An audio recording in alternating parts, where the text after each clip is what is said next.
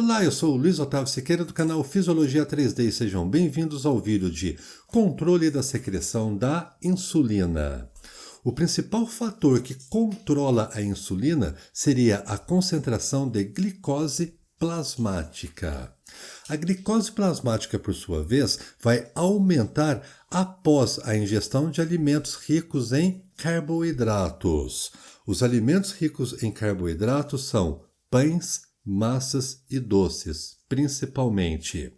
Após, então, a ingestão e a absorção de alimentos ricos em carboidratos, ocorrerá o aumento da oferta da glicose plasmática.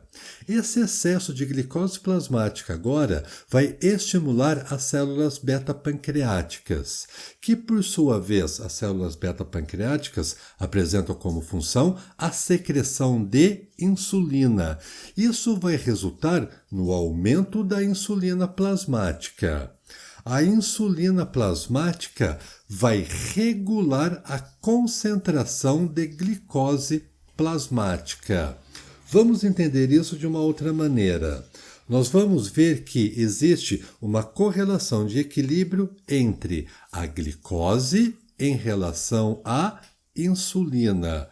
Quando ocorrer o aumento da insulina plasmática, ocorrerá a diminuição da concentração de glicose. E como que a insulina diminui a glicose? Entre várias funções que a insulina exerce, nós vamos ver algumas relacionadas com a diminuição da concentração plasmática de glicose, como, por exemplo, a insulina é um hormônio que vai permitir o aumento da captação de glicose pela musculatura esquelética estriada e também pelo tecido adiposo.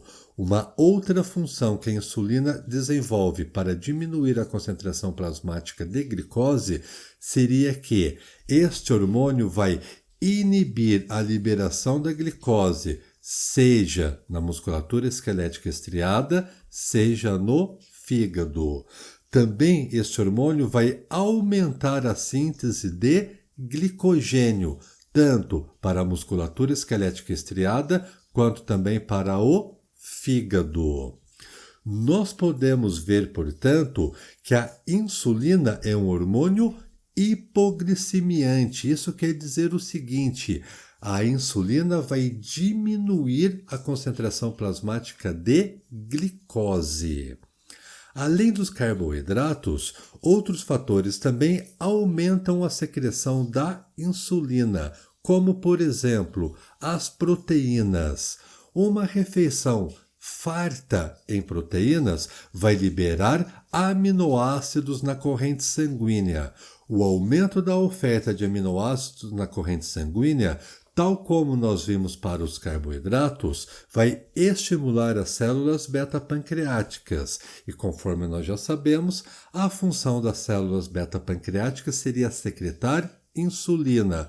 Portanto, mesmo após uma refeição rica em proteínas, ocorrerá o aumento da secreção de insulina para a corrente sanguínea.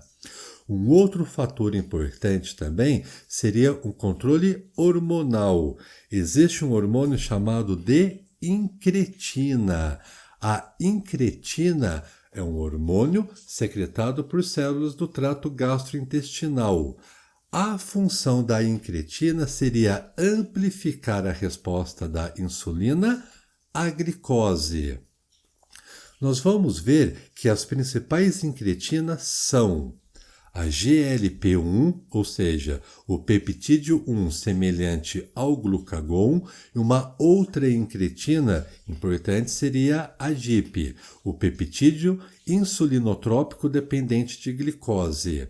Esses são os principais tipos de incretinas, aqueles hormônios que vão atuar aumentando a resposta da insulina à glicose.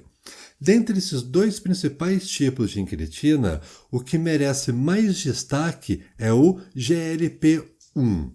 O GLP-1 apresenta algumas funções em órgãos distintos do trato gastrointestinal.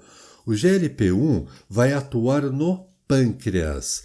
Este hormônio vai estimular a secreção de insulina.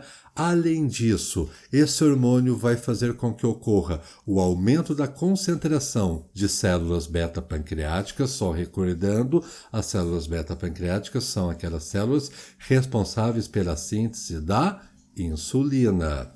E além disso, esse hormônio vai reduzir a liberação do glucagon. O glucagon é um hormônio que nós vamos ver no próximo vídeo.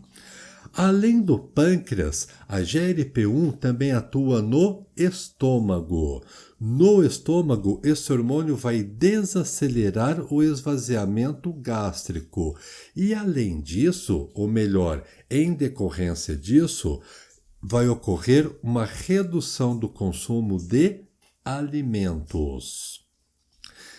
Com base nessas informações, nós podemos ver que o aumento da secreção da GLP-1 vai minimizar a probabilidade de grandes elevações da glicose plasmática. Isso porque este hormônio vai atuar aumentando a resposta da insulina, diminuindo as grandes elevações de glicose plasmática. Entre vários efeitos, algo importante seria que os rins vão conseguir reabsorver toda a glicose plasmática, evitando assim a perda de glicose na urina. Então veja bem, com base nas informações que nós vimos a respeito das incretinas, os pesquisadores agora estão utilizando um análogo ao GLP-1 para o tratamento da diabetes mellitus do tipo 2. Isso ocorre quando o pâncreas não produz uma quantidade suficiente de insulina. O que os médicos fazem então?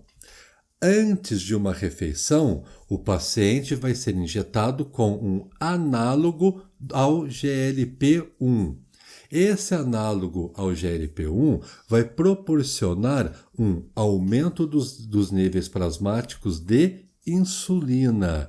Isso vai compensar a secreção insuficiente de insulina que o pâncreas não produz no caso do diabetes tipo 2, ou também vai compensar a sensibilidade reduzida que as células apresentam à insulina para esses pacientes com diabetes mellitus do tipo 2.